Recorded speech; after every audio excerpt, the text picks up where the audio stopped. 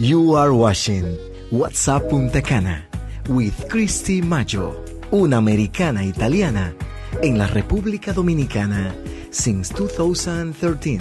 A teacher at heart, but her curiosity has sparked new opportunities.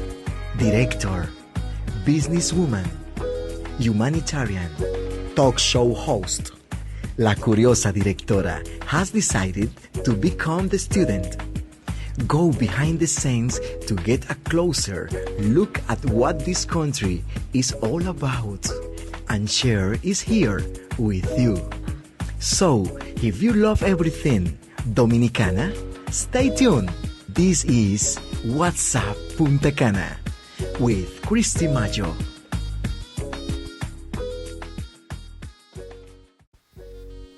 Hi everyone, welcome to another episode of What's Up Punta Cana with Christy Maggio on Punta Cana Hits Radio. I hope everyone had a wonderful week.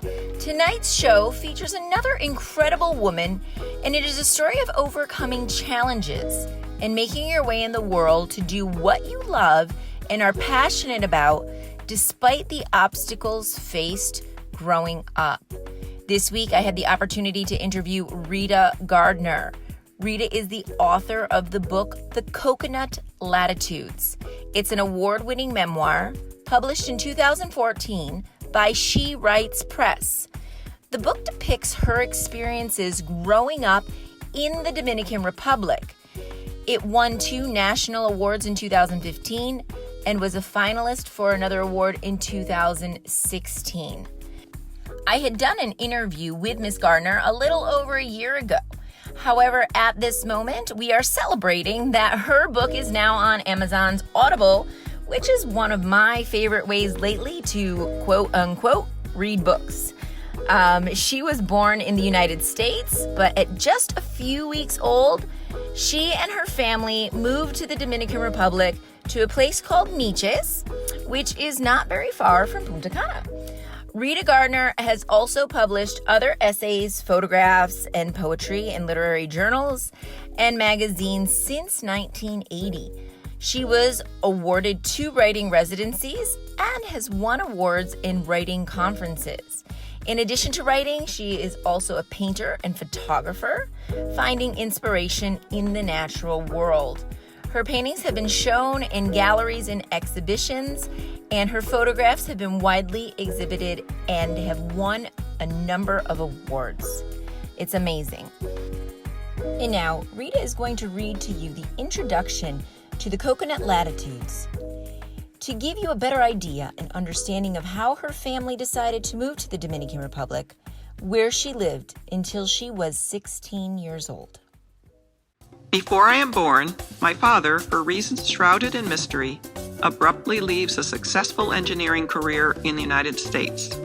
He buys 250 acres of remote beachfront land on Sabana Bay in the Dominican Republic. This small Spanish-speaking nation occupies 2/3 of the island of Hispaniola and is ruled by the dictator Rafael Trujillo. Haiti occupies the western third of the landmass. Trade winds blow year-round all the way from the deserts in Africa, combing through palm groves and shaping the trunks into inverted commas. The island is also in the main path of hurricanes that storm through the Atlantic and Caribbean from June through November. In 1946, when I am 6 weeks old and my sister Berta is 4, my father moves us into this instability. Our family lands with a pile of suitcases, a box of books, and bright fiesta dinnerware, years before there will be electric power or actual roads to Miches, the closest village.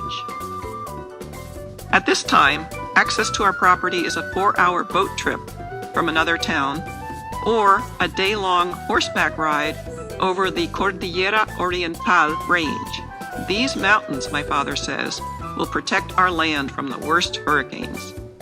He hires a crew to plant 10,000 coconut seedlings and names the property Cocoloco Plantation.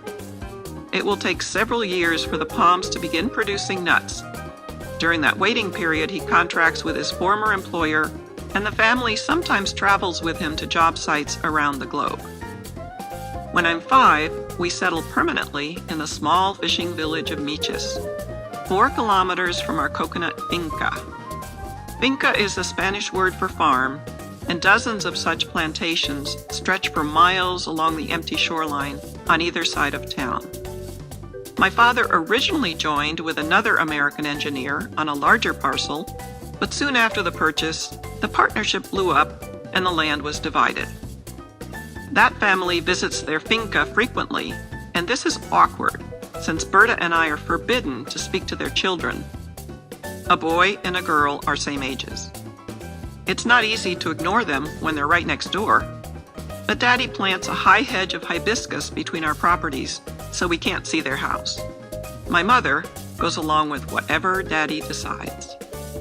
Other than the family we can't talk to, we will be the only English-speaking people within 100 kilometers. My father frequently says we are a damn happy family. We've arrived in paradise and are the luckiest people in the world. So that is the introduction to her book, The Coconut Latitudes, Secrets, Storms, and Survival in the Caribbean. And now my interview with Rita Gardner.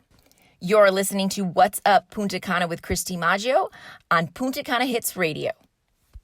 I would like to welcome you today to What's Up Punta Cana with Christy Maggio. How are you? I'm doing well. I'm in California, and in California we have been going through some horrific fires in our state as well as in nearby states. But for the last few days we've had fabulous air and ocean breezes, and so it's a good day. That's wonderful. Yes, it's been crazy. I can't even imagine how it's been with the air and the breathing and everything like that. Now, did you ever experience anything like that when you were in the Dominican Republic? No, I mean, we always had the trade winds, in Miches especially, there was always that little breeze. No, I don't ever remember it being even as hot as it gets here sometimes. Yeah, in California. The only time I can think about that is because now regularly they like to burn garbage. So, oh. And on some days it's horrific. That's too bad. There's no breeze or anything, but yes. But they're getting better. That's a long-term habit. Yeah. In the DR, burning garbage. I know. Mm-hmm. So I'm so excited. I know that we had an interview when I first started the show. It was probably, maybe it was even a year ago. What is it, 2020? I think a little more than a year ago, yeah. A year ago. And with your book, I see it there in the background, and I have my copy here, The Coconut Latitudes. And it really is an amazing story. It's your memoir, moving story. And I think that it's going to be a lot of the listeners are going to really enjoy hearing about it and hopefully want to read it. And the reasoning why we're doing this again is because now you have there's the book, and then you can get it on my favorite, which is Audible, because if it wasn't for Audible, I wouldn't be able to read anything. I'm glad. I'm very delighted that this could happen. And it just came out on September 1st. Mm-hmm. And actually, if you go to Amazon and click on the book and click on the actual audio version, there is the introduction is a sample that somebody could actually just listen to. It's the beginning of the book.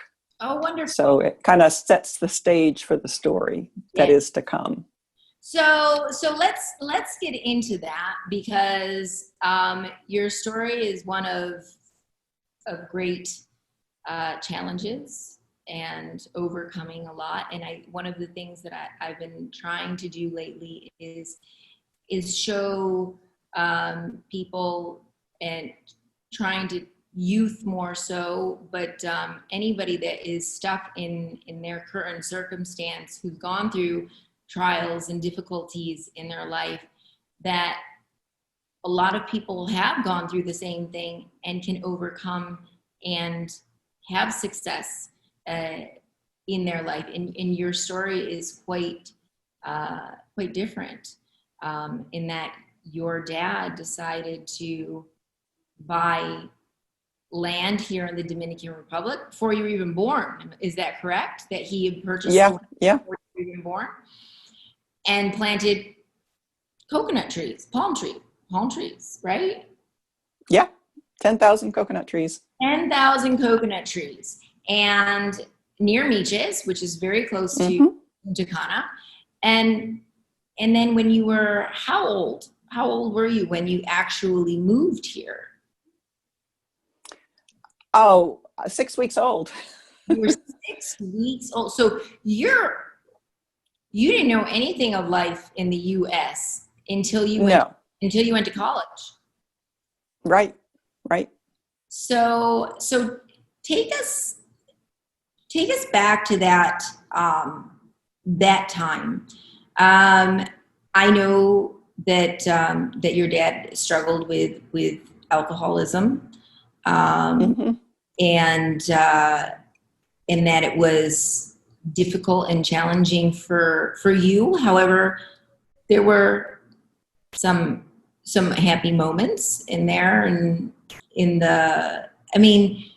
you're probably going to do a much better job of describing what life was like for you as an American, even if you were just a baby in a Spanish-speaking country, being homeschooled, and living in a very distant area where there weren't hardly any neighbors or passerbys, and to top it off during the time of a very political situation of a dictatorship in the Dominican Republic. So what was that? Tell us about I know you tell us about it in the book. Right. No, but I'll give you a little bit of a backstory. Basically, we lived in Miches, and we actually did have neighbors and friends in the town because it was our community. We were all Dominicans. We were the only English-speaking people around for like hundreds of miles.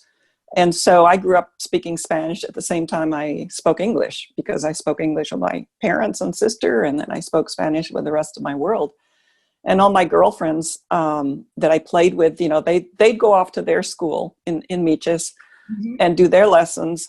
And I would have my lessons planned, which I was homeschooled, but it was through a correspondence school from the United States. So they would send books, everything, pencils, rulers, books, courses, tests, and so forth. So I'd go do my lessons, and my friends would go do their school, and we'd get together in the afternoons at either my house, or we'd go to the beach, or I would go to their house, and their mothers always cooked much better tasting food than my dear mother. So I really liked hanging out with my buddies, my friend Daisy, Sosa, Matilde and Olga de la Cruz and Zuleika, a bunch of them. And that was the happiest part. And plus we were in a paradise. Miches then was like maybe 1,000 people max, and that included the outlying farms. So part of my life was really wonderful. And I didn't know how wonderful it was because it was just all I knew. You grow up where you grow up, right? You don't know what you're missing. I had no idea what life would be like in the States or anything. And so against that backdrop of that wonderfulness, there were two things. One, which was my father being an alcoholic and having temper rages and basically a lot of verbal abuse when he would drink. So that is not a new story, and it's not only my story. And then at the same time, we were living under the Dominican Rafael Leonidas Trujillo, the jefe, and we knew, as did everybody, that you just never said anything about politics or you could be in danger. And so there was fear of that. You just kind of grew up with both those things, this wonderful place, this beach, Playa Arriba, Coco Loco. Oh my goodness. And the world is starting to discover all of that, and they're now Micheros are selling their properties and foreign entities are coming in and buying the land and building fancy hotels mainly for their foreign guests. So that's all, all that has happened in the last 10 years. But back then it was just wide open spaces. And my friends and I would go in the afternoon to the beach and just swim and make dulce de coco and sancocho, put a bonfire together in the sand. And so that's true. It was a mixed blessing So one overshadowed the other, and it was probably one of the ways I coped and survived was having this wonderful community that loved my family and my family loved them back, and life went on. Mm-hmm. And now you had a sister, and yes, you often spent time with her also? I mean, she was my sister was, she was 4 years older, and she had her group of friends, and they were the older sisters and brothers of my group of friends. So we didn't really hang out together other than, of course, at home. And I won't go into a lot of what happened in the book, but my sister did leave the Dominican Republic to go to boarding school at age 17. And then some tragedy occurred, and I go into that in the book. And I ended up going to the United States when I was 16, and went to the same boarding school that she had gone to. So that was my introduction to the United States. But she at that point was not anymore in the picture. Right. Yeah. What did you find as the most difficult transition? Because really, although you were born in America, you were 6 weeks old when you got to the United States. And then to the Dominican Republic. To the Dominican Republic, sorry, yes. Yeah. And then you didn't go back or know anything really about life in the United States until you were 16. Mm-hmm. What was that like? Mm-hmm. Well, the biggest thing was that, all my clothes were made by the village seamstress in Miches. I would look at fashion magazines that were probably 4 years old and say, oh, I'd like a skirt like that or something like that. And so she'd do her best to, make me clothes that I thought would be fine for school. And then I go to school, and then here I am in the United States, and there's the popular girls, and they're all wearing a certain, at that time it was called Villager. That was a brand that everybody wore Villager dresses, and the boys wore, I don't remember what, but I didn't fit in at all. Luckily for me, there were some other expat students at this boarding school. There was a guy from the Dominican Republic, a kid whose name was Tony Lopez, and there were some people from some gals from Venezuela. So I kind of ended up having my own group of friends that I could relate to, because I had a really hard time relating to the kind of homegrown American girls. Right. And the whole situation of being in a boarding school with the teachers and all of that. Plus, it was so odd to me that you could go to a grocery store and there would be like 45 brands of cereal. In Miches, we just went down to Senor Cailler's grocery store, and, you get the oatmeal. Yeah. Or you get the harina de maíz or something, and so the abundance in the United States, of course I'm used to it now. It's been a gazillion years that I've been here, but it was a difficult transition to get to know who I was as an American, because I didn't know who I was other than being La Americana in Miches. Right. Mm-hmm. Yeah, I mean, I guess you had to figure out your identity at that point. When you left the Dominican Republic, did you know who you were, or who you thought. Oh, heck no. That took decades. I know. I'm discovering it now myself. 40 years Silly later. question. I know.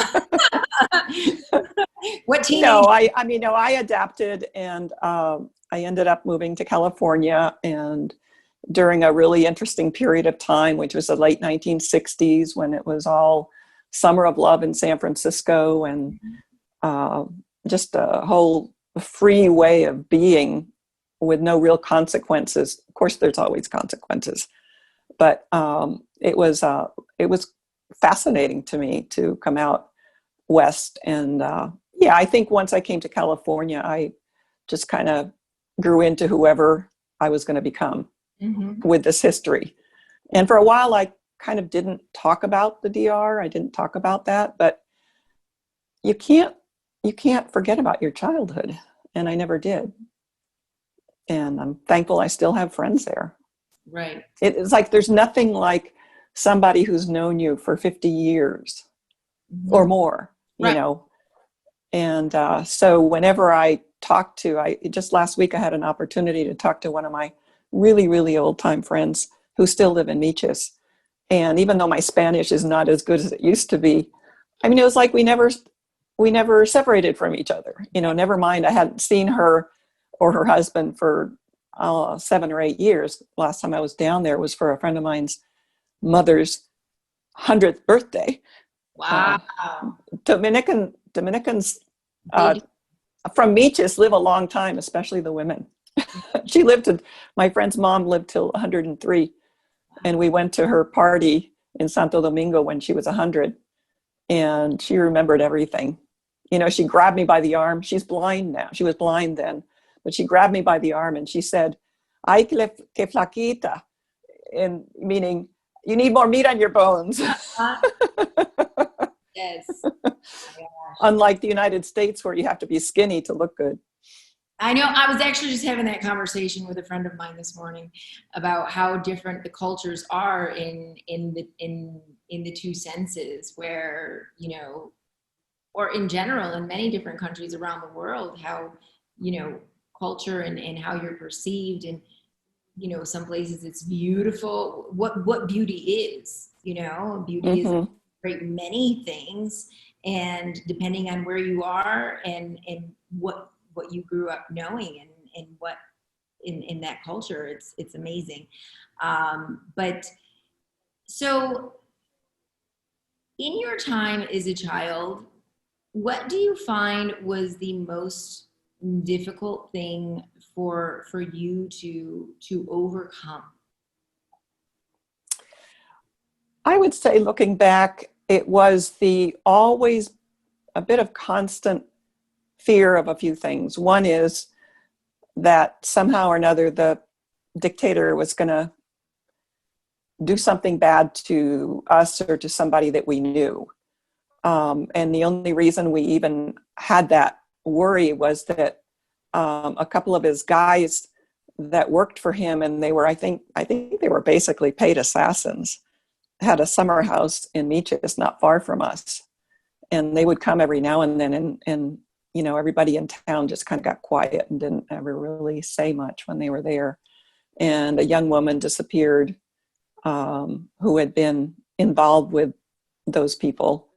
And it was a big mystery. And, you know, so there was always a hint of danger, but not really in our village and not really in our normal life. It was more like what could happen if we said the wrong thing or went to the wrong place. And then the other difficult part was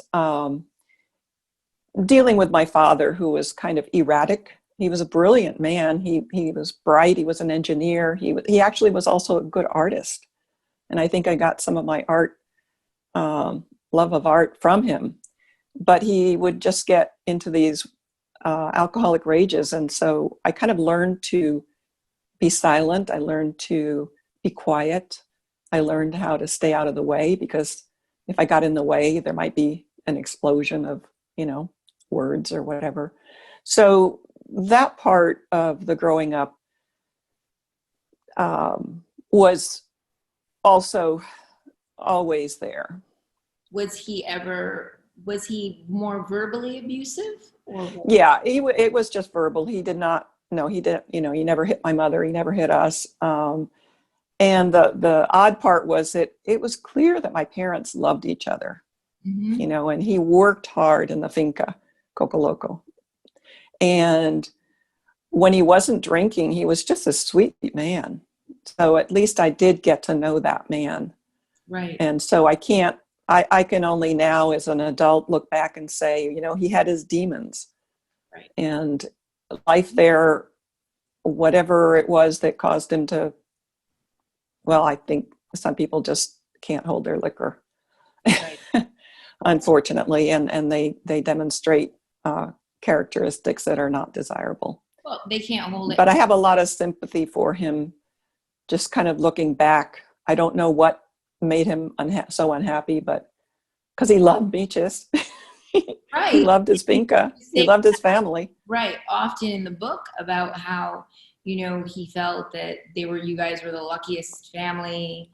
Right. Because you were in the most beautiful place and the best thing.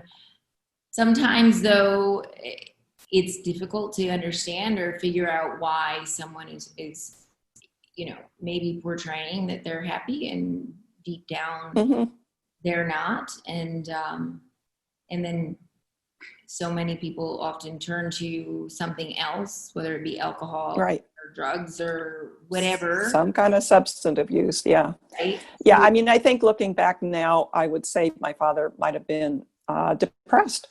And there's a lot of ways that people like that these days can be helped that didn't really exist. So they were just kind of making it as they knew how. A friend of mine always has this phrase. She goes that her parents did the best they could with the help they had. Right. And, don't we all? Right. And sometimes it's not great, and sometimes it's helpful. And I think probably too back then for him to say, oh, well, I'm depressed or I'm not okay, or look for help externally. I mean, if you're thinking back in that time period, men didn't do that. It was probably no, men didn't do that. Yeah. Yes, they provided. They're strong. They're what they need to be, and that was it. So on another aspect, he was doing the best he could with the help that he had, or lack thereof, because of the fact that he couldn't really do anything, or didn't feel he could do anything about it, possibly. But that doesn't necessarily mean that for you or your sister or your mom that made things any easier.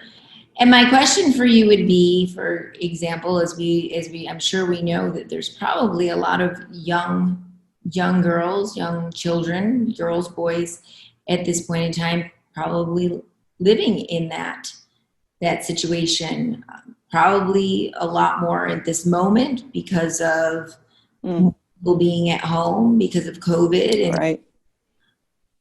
What do you tell them to kind of try and help them be positive and stay strong to cope? To cope and to realize that, this is just a difficult moment, but you're going to come out okay, and you can still be the best that you can be. One of the things I would say is, if a child of any age has an interest that they love to do, in my case it was art, and also reading. So I would say find something that you love to do, that you can do in these times.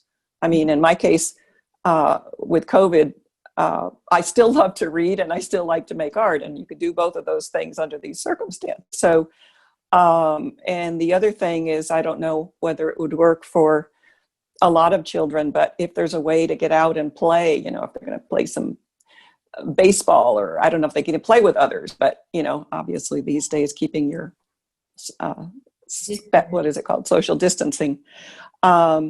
Just to keep doing the things that you love to do, that you can do. And then with any luck, talk to an adult or an older sister or an aunt or somebody that you trust and tell them how you're feeling. You know, if you have a parent that you feel you can trust, that would be just absolutely the best. If you're kind of in a situation where everybody's on edge and nobody's really talking very much, I'm sure you can find somebody that you can talk to. And just remember, I mean, write down some stuff. You know, this will pass. I am okay. This is an odd time in everyone's life. Mm-hmm. And, you know, maybe I'll even get stronger and better after this is all over. But that's a really good suggestion. I wish somebody had said that to me, you know. It's like, that's what I would wish, that somebody had said, you know, it'll be all right. You got to get through this and you're going to be okay. And I think that's one of the things that I think is really important right now is, you know, letting people, children, adults who are in, you know, just they're stuck. They feel like there's no hope, to just say, you know what, there is. And like you said, that's really good advice, to find something that you love to do and do it, and that passion. And if you can't, or find someone that you can talk to or confide in. But the greatest part that you said there was, even if there is nobody, you can journal and write that down. Yes. Write your feelings down, because it's at least getting it out and having it like you are like telling somebody. And I think that's really a great piece of advice at this moment. If you have nobody, and absolutely nobody that you can turn to talk to, it's really important to be able to express your feelings, whatever those feelings are, some way or another. So I think that's great. That's great. That's really great. I meant to actually say that even more strongly than I did, because in my case, because I love to draw, I would just lose myself in my pencil drawings, or I go to the beach and draw in the sand with, you know, using a piece of driftwood or something, and just kind of create a little fantasy world of my own. But it's all creative stuff, and it's all good for anybody growing up to kind of have that, use their imagination. But like you say, writing down what you feel is really good. Mm-hmm. Even if you tear it up later and, you know, burn it in a little pile, just keep doing that. That alone, I think, is going to help a lot of kids. Yes, that's great. That's great advice. It's wonderful. So, what do you feel is, I mean, I know you shared some of your moments here, and how you and your friends would do things, and they were, would be happy moments and things. What do you think is your most standout happy memory, that something that you always tend to return to and think of fondly when you think of the Dominican Republic? All I got to do is look at that ocean, look at the, you know, either the Atlantic or the Caribbean, and those colors, and I'm transported. So, you know, in my own home, I have lots of turquoise and, you know, pale blues and all the colors of the Caribbean Ocean. Yeah, right.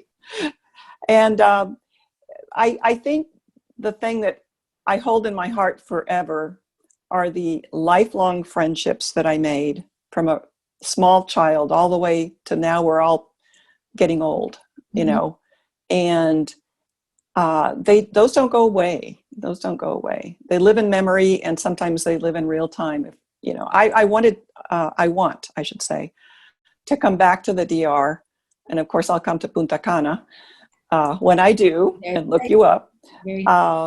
But that won't be for a while. But basically, it's just my friends and the climate and the smells of the flowers, and you know, yes, we talked about the burning garbage, but my goodness, you know, all the wonderful flowers that grow wild, and all the green, and all the, And then, oh yeah, and the taste of agua de coco, Yes. coconut water.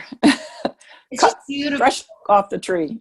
The countryside really, really is just incredible here. And when you're driving through it or going out, and especially that way towards Meaches, it really is breathtaking. And, you know, it's something that the sounds of the birds, like the smells, the smell of the water, the ocean, there's just so many things. And of course, yours is, you liked merengue. See, yes, indeed. And my draw here was always bachata. Oh, okay. So, but yes, and those. Oh yeah, música, right. Yes, that's right. Music is the key in dancing and life, which I feel that that's one thing. I was just going to say, one of the things that we did growing up from the time I was just a little kid is have parties at each other's house or go down to the local place that had music and just dance and dance and dance. And, you know, the rhythm of, you know, all those Afro inspired beats and the Caribbean music and whatever else all got mixed in just makes that a very joyous experience, very uplifting. Yes. Do you have a favorite song or a favorite artist that you would listen to? I can't remember right now. I have some old merengue records, you know, the really old ones. And there's one that everybody used to sing, and I don't even know who sang it, but it was called Mamá no puedo contigo. And, or Papá no puedo contigo. I don't know who sang it. I don't know any of that. And the other thing is, there were great musicians in Meaches. There was a guy named Andres Amparo, who was a guitarist. And I just assumed everybody was this good, because he was, it turns out he was very good. And he would just come and visit and play his guitar, and kind of Spanish guitar sort of thing. And I just sort of thought that's how people lived. And then I came to the States and not so much. So. You gotta go here, gotta do Right. It's a whole different world. What do you think helped you when you went to the United States? What of the Dominican Republic and your childhood do you think helped you most in I don't know if you want to call it survival or you know, just acclimating to the United States? I think knowing that I had a community back home that I loved, and that I recognized that I was of two worlds, and that accepting that, you know, I was Michera and I was also American. And at some point I kind of had to put those two together and going, yeah, I'm both of those things. And one of the things I think somehow or another, those homeschool courses that from first through ninth grade that I did through that correspondence school, I ended up being a good student. I did really well in the States. So I had a good education because of all the time in the DR that I read, because we always read books in my family. It was just something we did for entertainment. Everybody had their head in a book. And we swapped books around and everything. Love of reading, that doesn't sound very Dominican, but it was just part of my family's life that I brought with me. So I always had an active imagination, because again, back the Meaches of, 1968 or 1955, there weren't a lot of things to buy in stores, so you made things. So you got creative, you know. I mean, even the kids that didn't have hardly any money at all, they would make a baseball out of God knows what, a bunch of rags or something. People just made things, made do. And I think I got the ability to kind of improvise as needed. If I didn't have that, fine, you know, try something else. So I'd say all of those things. And the fact that I'm glad I have a sense of rhythm. Yeah. That's for sure. That's for sure. But you know, what you said there is very true.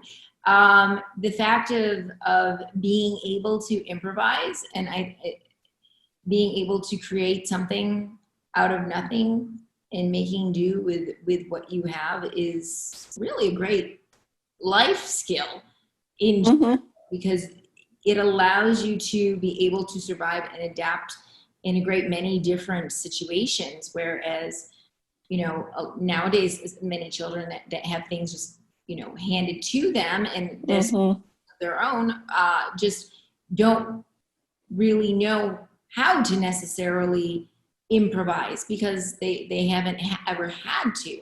And so that's an incredible skill. I think a lot of American kids that get, you know, a gazillion presents at Christmas time and they don't know what to do with them and they just play with the boxes. You know, it's like it's an overwhelm. But everything that's been given to them, their imaginations can be stunted. Right. And they get bored easily. And I think one of the things that I've never really been in my life, no matter what has gone on in my life, I don't think I've ever been bored because I could always find something to make or do or read or play or and I do think words on paper. That's really important, especially nowadays. Like, you know, I find that a lot of families, like, if your child's bored, okay, well, we got to do something. Have them do something. Something. Well, let them feel the feeling of being bored and let them figure it out for themselves, you know. And I think that's also very, very important. However, a lot of kids don't necessarily, you know, do that because they just have so much. And now because they have so much, they're bored with whatever they have because it's nothing to do with them anymore. So I do feel a lot of value in growing up with what you need, not what you want necessarily. But yeah, that's incredible. That's great. Like I never really would have thought about that, but yeah, it had to be wonderful for you to be able to, you know, have that skill to make whatever it is that you needed for yourself at that time. So I mean, that's great. I have in the beginning of your book, you have a quote that it says, hold on, I don't remember it off the top of my head. It says, it was by Alistair Reid. Yes. Islands seem to take revenge on those who regard them as solutions or personal Edens. I think what he was saying in that he is a very interesting man who he was a writer and he translated works by Marquez,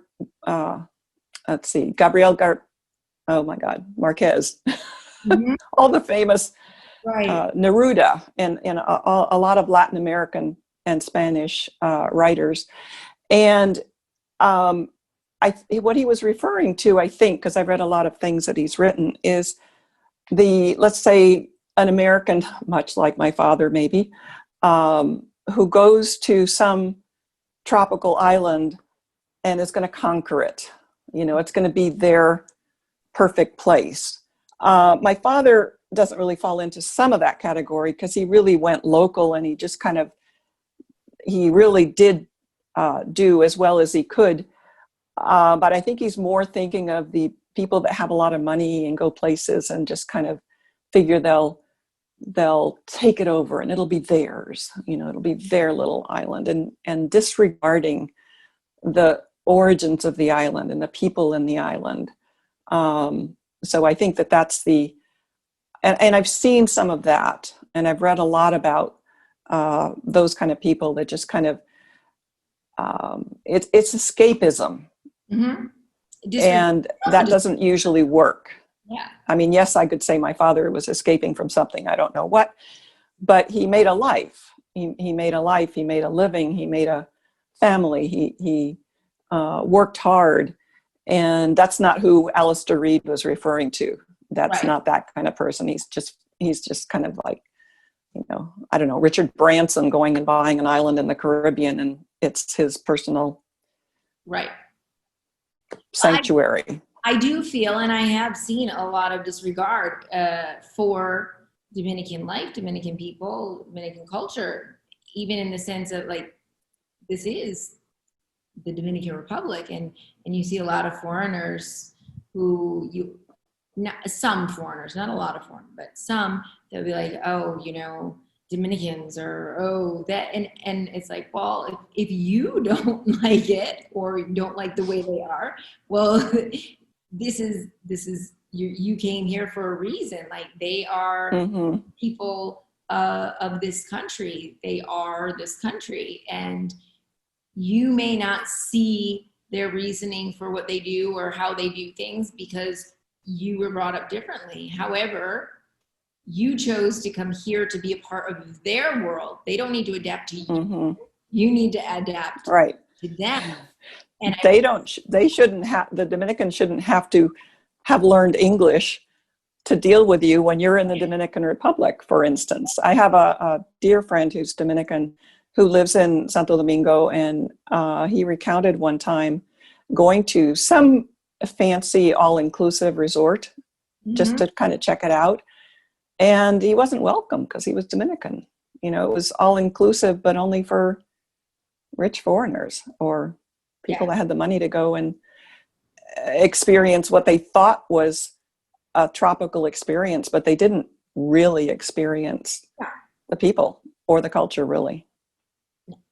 And that's the thing. There's a big difference for those that want to come just to be relax on vacation and just be in an island, or people that actually want to come to learn about the country and the culture and what. And I don't have a problem with somebody wanting to go on a beach and relax. It's just there's a few apples out there that can't just do that. They have to denigrate the local culture or the people, and that's the epitome of the ugly American, which was a term used in the last century, more of Americans going abroad and being angry that the French couldn't speak English or the Spanish didn't act like they did. I'll never forget when I was younger and I backpacked through Europe.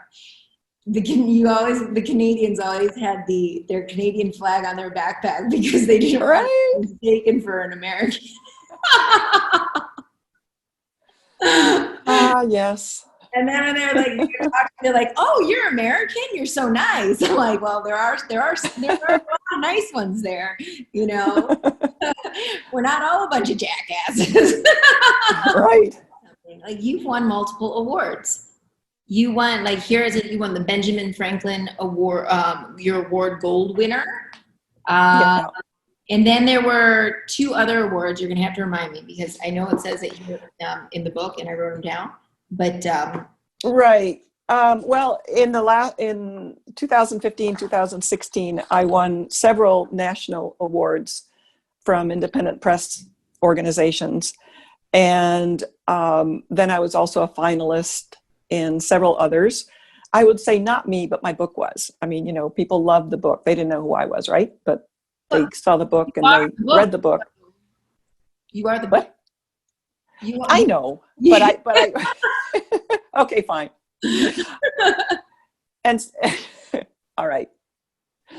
So anyway, I was thrilled and gratified, and it still has a life of its own. I've contributed to other books since then as a contributor with essays and articles, but amazingly enough, the book is still selling, and I won't I won't say this for sure, but there's definitely a desire to have it translated into Spanish. And so I'm in the investigation portion of that project to get the book eventually in Spanish and be published in Spanish. The first part of that is getting a translation. And so I'm talking to some folks that are considering the translation. And if you or any of your listeners are translators, yes, do let me know. I will. Because I'd love to. It should be in Spanish. Yeah, of course. It should, because I think that it's important in both worlds. Well, it's also a piece of history, a portrait in time. Absolutely. Of a certain era. Yeah. Absolutely. I agree. So with the awards that you did with the book, that you won 3 of them, is that correct? Yeah. Then you were finalists for the other. How did that make you feel? I mean, because it made me feel great. Well, it validated. The thing that surprised me the most was that how many people have told me it impacted their lives. And I didn't really expect that. I have a friend who just told me last week that it broke her open. And I said, what do you mean by that? And she said, well, I'd always been afraid to talk about things that happened in my childhood. But when I read how you were able to do it, it helped me take a look back, and it helped me in my growth. And she's a woman my age. I mean, we always get to learn as we go along. So I'm grateful, gratified, and surprised, and very happy. Yes. And I think that sometimes you may not necessarily think that, you think that you're sharing your story. However, the greatest thing about stories is that a lot of times they give other people the courage and the inner strength to say, okay, well, I it's time for me to do this. It's time for me to come out with this. And really that's the greatest part about sharing your work. Because you could have written this and kept it for yourself but after publishing it and sharing it with others have probably impacted more people than you know. Well, I think the thing that I'm learning, and I always continue to be learning, is it's better to tell the truth than keep it hidden. Mm-hmm. And in some cases, it's dangerous to tell the truth. So then you just write it down, but you don't necessarily tell it, but you get it out of you and into the world. And the more you tell the truth, I believe, in an honest way, not in a blaming the world for your problems or blaming your parents or whatever, but just this is what happened. And this is what I went through, and this is how it ended, or it's still going on, is an important part of being a human. And I think we tend to forget that. It's easy to live in a fantasy land and not reveal who we are, warts and all, right? The good with the bad. And I think too, a lot of times people feel that nobody would be able to relate to them, or maybe are afraid of being judged, or that others wouldn't understand. However, as we have come to see with a great many biographies, autobiographies, personal stories, so many people tend to be able to relate to other stories because they too have gone through them. However, sometimes a lot of people just tend to feel alone until they find that one person or one story that say, oh my God, she knows what I'm going through. And it gives them validation and help. And I certainly have had that experience in reading other books. There's a few stories that just kind of like knocked me back. And I went, oh my goodness, they know what it feels to have gone through something like this. And then it made me, it's like even more understand that it was okay to talk about this. And because I was so energized and so excited by reading some of what I read, and one of which was a book that was fiction. It was Mosquito Coast by Paul Thoreau. Mm-hmm. And he wrote that, oh gosh, decades ago. But it turned out it was a story about, and they made a movie about it. And when I went to see the movie, I came home crying, because it was like, for the first time ever, I'd seen a piece of my life. And it was up there on the screen, and it was about a brilliant inventor who went to the jungle somewhere in Central America and took his family with him, and he was making ice. I mean, he just had this dream. And so here were these kids, and they were just doing what I did, playing on the beach and everything. And meanwhile, this guy was kind of going crazy. There's a lot more to the story. I'm not saying it well, but in any case, my point being was it was fiction, and it was the first thing I'd read that I could really relate to. Important. So books are good. Books are great. Stories are I don't know good. what I would do without books. I don't know what I would do without Audible at this point in my life, though, either, because I'm so happy you said that. As Did you know that my book is available? As much as as Audible, a tangible book,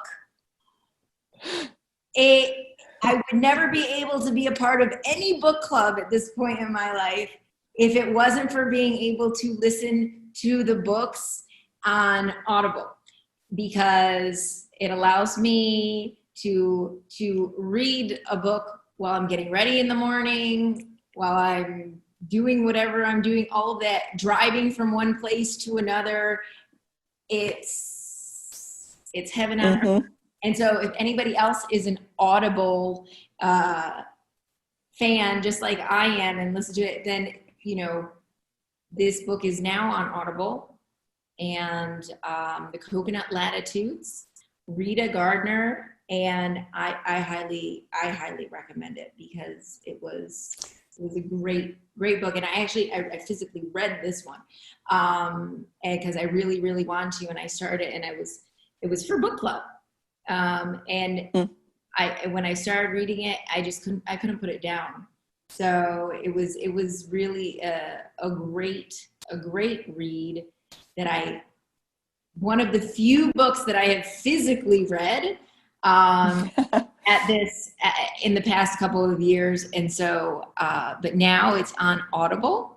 And so people can go to Amazon, and you also have your website. Yes. And do you have artwork and blog and things like that people can follow, or? Well, I'm going to be getting a photography blog put together, but I have a Facebook page, which is basically facebook.com/Rita M. Gardner, by middle initial M. Gardner. And that's my author page. And I do post some artwork there and some of my photographs, but mostly things about books, either mine or of other writers as well. And Christy, I really appreciate that you took the time to do this interview now. And I want to thank you for the work that you're doing in the Dominican Republic in education, and then in radio, and just for showing up and sharing what you learn. So thank you. So I want to thank all our listeners for tuning in tonight. If you would like to see this interview, you can go to the What's Up Punta Cana with Christy Maggio YouTube channel to actually see the interview that I did with Rita Gardner. And always tune in on Fridays at 8 p.m. and played again on Sunday at 8 p.m. So get out there, get the Coconut Latitudes on Amazon's Audible now, and have a great week, everyone. I will be back again next week with What's Up Punta Cana with Christy Maggio on Punta Cana Hits.